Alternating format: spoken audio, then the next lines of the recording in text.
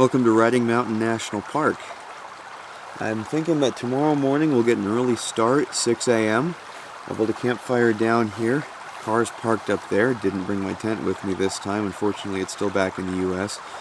But this is as good a spot of any. There's too much grass up there to safely build a fire, but down here it's all just rocks. We're right next to a stream. We've got water if we need it. So this will be great. See you guys at 6 a.m. tomorrow morning.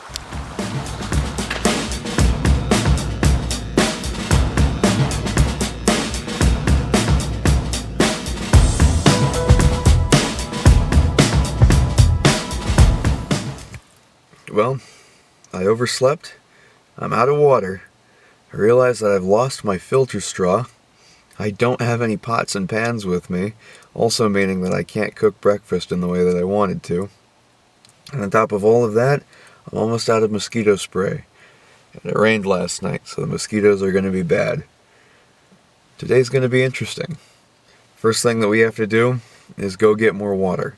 In national parks, the number one cause of death to people is dehydration and overheating. So going out into the wilderness without water is not an option. Unfortunately, that means that we'll have to go into town since I forgot my filter straw.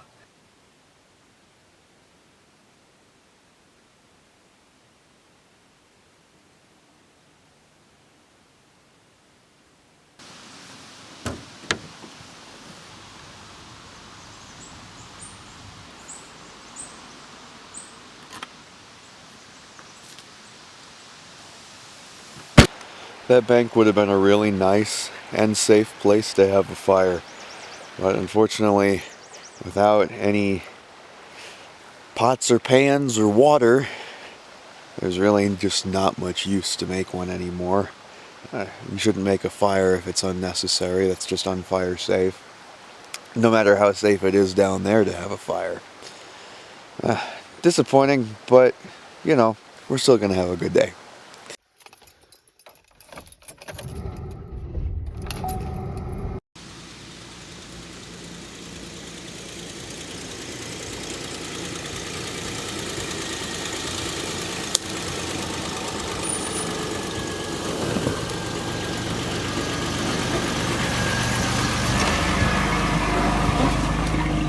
Liters of water, we should be good for the day. We also went ahead and stopped in at a breakfast place and got a cinnamon bun and an Americano coffee. I actually didn't know what an Americano was, but since I had American in the name, I thought it would be pretty well sweetened and well creamed. I was wrong. It's actually horrible. Okay, our first stop today is going to be the Bald Hill, which, as far as I've read, is the only place where we can see some rocks, and you know how I love my rocks. And where there's rocks, sedimentary rocks, there's the potential for fossils.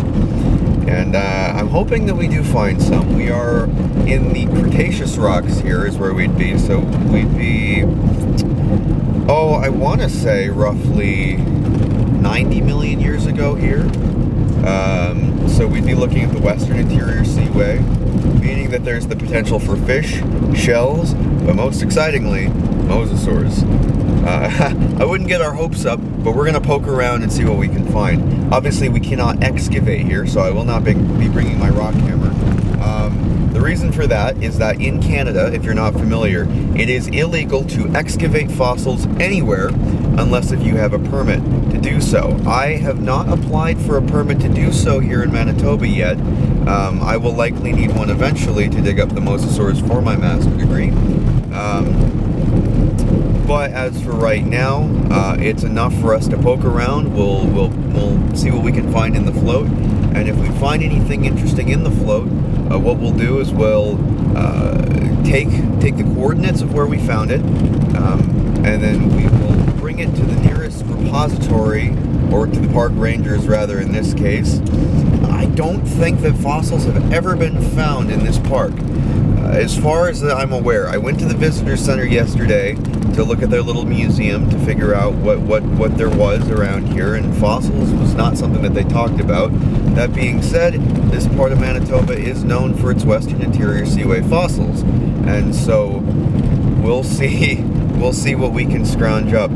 There was one fossil just outside of the park. It was a fish fossil, and so if there are fossils around the park, there's liable to be fossils somewhere in the park. It's just likely that not many people have actually come to poke around. But we'll see what happens. Hopefully we'll have a good day today.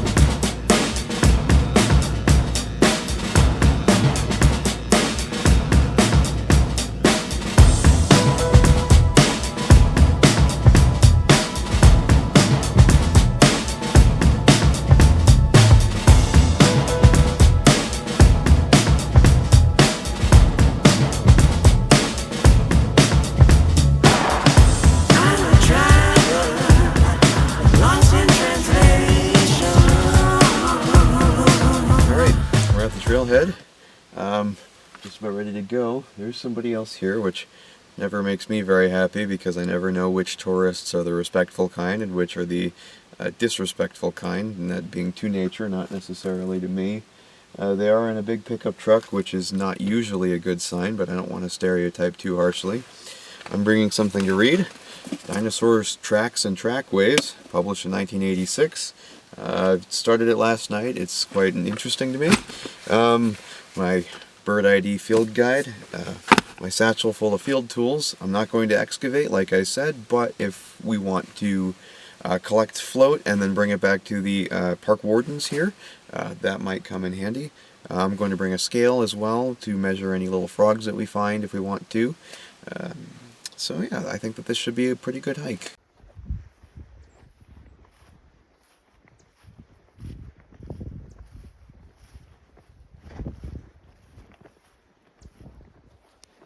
I think wetlands ecology is quite underappreciated.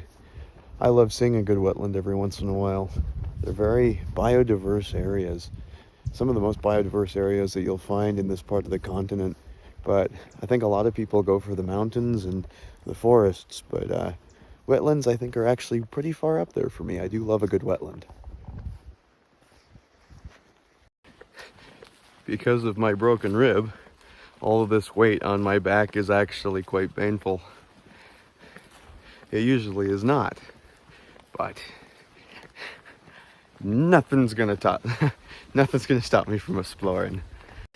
It really brings me back to my time in Indiana, which naturally is a wetlands ecology sort of state. For the most part, Indiana is a swamp, and that's because of all the massive glacier melt that came halfway down through the state. The state was halfway covered in glaciers, so if you find yourself in Indiana, what you'll notice is that most of the state through the north is very flat. But once you get down to the southern part of the state, down by Bloomington, Martinsville, Nashville, you find that you're in a hilly area, and that's because the glaciers actually pushed up the land. But so when the glaciers melted, that left quite a high water table throughout most of the state, and that's why Indiana is actually not part of the Great Plains, but it's actually naturally a fairly unique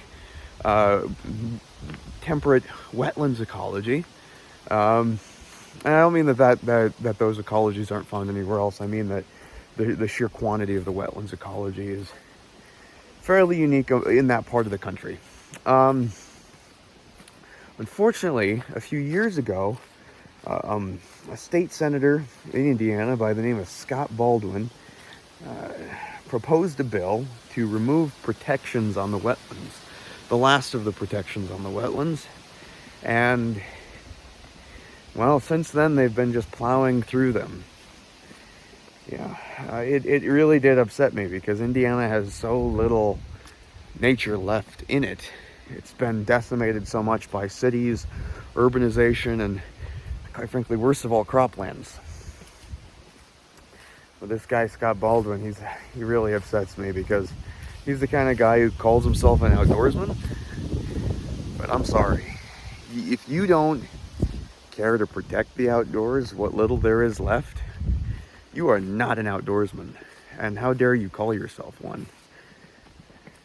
Scott Baldwin is the kind of guy to go out with a gun and shoot something beautiful and then say that he's an outdoorsman for that. A real outdoorsman goes out to appreciate. A real outdoorsman shoots animals with a camera. Now you can say, yes, Indiana has a huge deer overpopulation issue. That's true. But unfortunately, it is because of people like Scott Baldwin that we have that issue.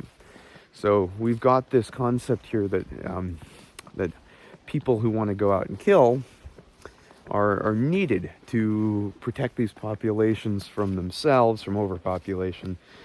But what we tend to forget is that there's a reason why those populations were not so out of control hundreds of years ago. And that is the native predator populations that people like Scott Baldwin killed off hundreds of years ago. So now we deal with these people who, and there's nothing really wrong with hunting. It's the attitude that I take issue with from people like Scott Baldwin. They're not there because they like the outdoors. They're there to post about how they killed something big. And that's not an outdoorsman. That's I don't know what you want to call it, but it's not my favorite kind of person at all. Anyway, I could rant all day long about Scott Baldwin. I've got so many issues with that guy. Such a destructive person. He likes to pretend that he's doing right for the community, when really he's just lining his pockets. It really is kind of sickening. But that's not what this video is about. Thanks for listening to my little rant there, though. Oh, I like that. I'm gonna go over there. Ooh.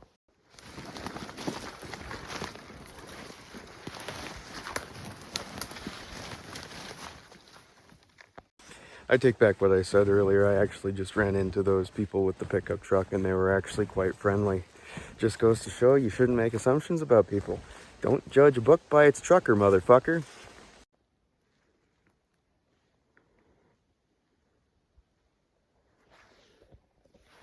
Well, on the other side of these trees is a really nice view. I just can't quite see it from here. I see rocks. I have to find a way to get to the rocks. Well, I found the red chairs, or at least the red chairs on this trail. This is the thing that this park is known for. It's red chairs.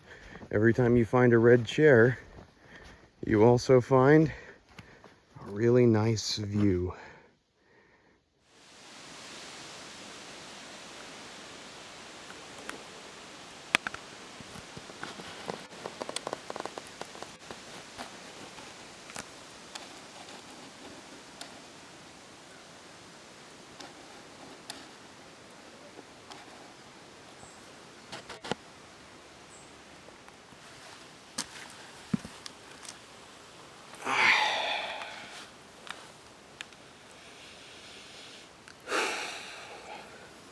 I actually see my rocks off in the distance here. We'll be heading over that way to poke at the rocks pretty soon here. But first, I think it's time to just sit and take in the view. With a good bottle of water and a nice book. I'll see you in about half an hour. And here we are. Bald Hill. We have a yellow-sided garter snake. Well, there he goes. Very common to the entirety of North America, the common garter snake. The yellow-sided is just one subspecies of the common garter snake. Out in Alberta, where I was, what they had was actually the red-sided garter snake. So it's nice to see the other subspecies here. There are several subspecies. I can't remember offhand. I'll edit the number off next to me here. But it's always pleasant to see.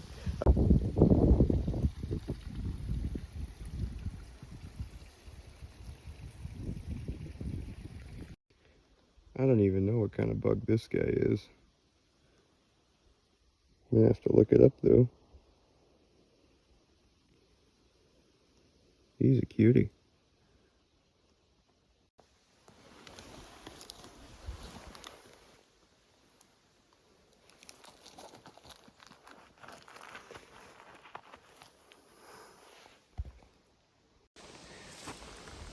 Guess what I see? Secret tunnel. Secret tunnel through the forest. Secret, secret, secret, secret tunnel. Oh my God. Jesus. That is so much more beautiful than it was before. Wow, you can see so far. That's where I was. Came down all the way around here. We got a ways to go yet. But wow.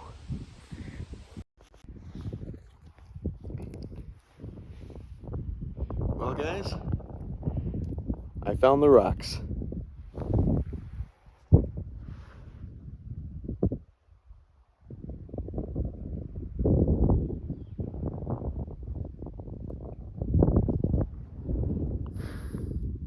Now the question is getting to them, but I think it's time for another water break because you can't quite see it, but the last time I was filming I was over there. That's where the red chairs are. So I've come quite a ways and I'm quite tired. Water break. And then we go down there. Not bringing all of my bags, but we're going down there. As eager as I was to get down there and start looking at the fossils, I was immediately crowded out by a group of rather loud tourists. And so, unfortunately, that won't be my spot, but I do believe this trail will wind around to more. And as we get further up, that was the main attraction back there. There should be less people ahead. So I think that we should be able to find a spot to film quietly and look at some rocks together. What I was seeing was a very fine and fissile shale, non-organic. That's why it had the light color to it, as you could probably see. An organic shale would be dark. That would be late Cretaceous, I think Turonian, about 90 million years ago.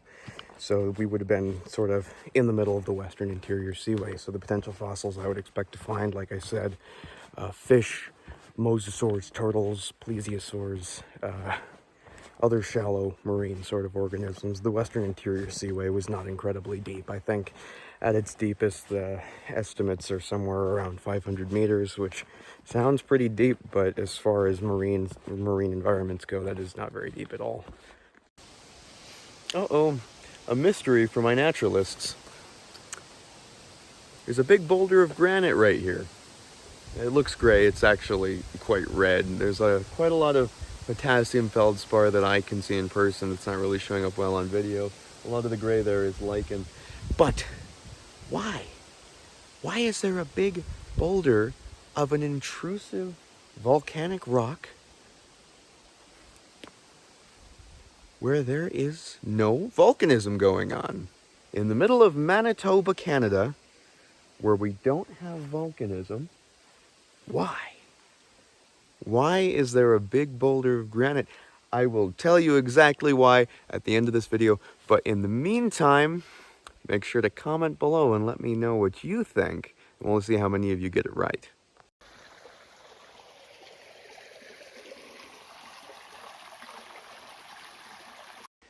Just walked about half a kilometer up a relatively steep hill. It certainly feels steep when you're going up it. Today, total, I've gone about 10 kilometers. And I've got about 11 more to go. I should have eaten something more today, or at least brought food. In the comments, go ahead and start compiling a list of everything that I've done today that you should not do if you're going out in the wilderness.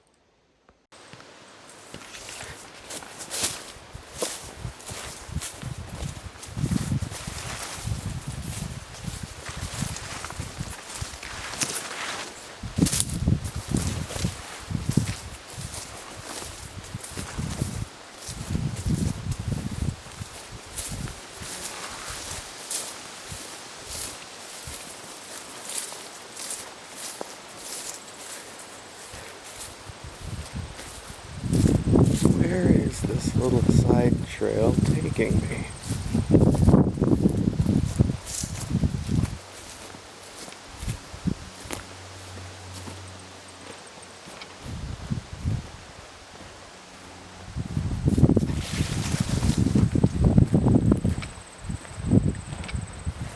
Oh.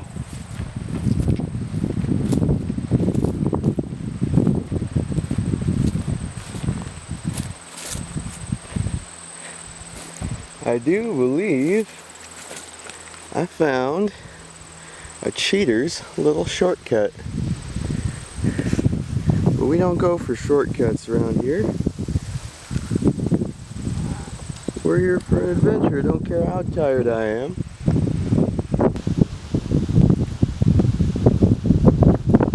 These are those very fine, poorly organic shells that I was talking about. They're also poorly fossiliferous. I'm not really finding much in the way of fossils. I'm sure they're around, but there's a very clear reason why nobody's been finding them. And that's just because there just aren't that many to find. They do have some fun structures, and potentially if I searched long enough, I would eventually find at least a trace fossil.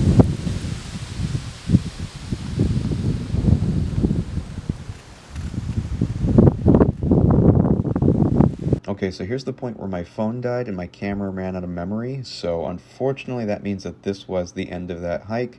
There was nothing else that could be done that day. This trail ended up being about, somewhere between 20 and 30 kilometers, so it did end up taking all day to do, but that's okay, because we did see some really incredible things. We got to play with some rocks, we saw some wildlife. Now, as promised, at the end of the video, I will answer the question as to why there was a granite boulder in the middle of Manitoba, Canada. So this granite boulder is something called a glacial erratic. So if you answered that glaciers dragged that boulder down from the Canadian Shield, you are correct. Ding, ding, ding. Thank you for watching the video. If you want more like this, feel free to like and subscribe. Also, feel free to roast me in the comments for everything that I did wrong in this video, because I did quite a lot wrong, actually. I look forward to hearing from you, both good and bad, and I hope to see you next time on Naturalist Nesting Site. Thanks for watching. Bye-bye.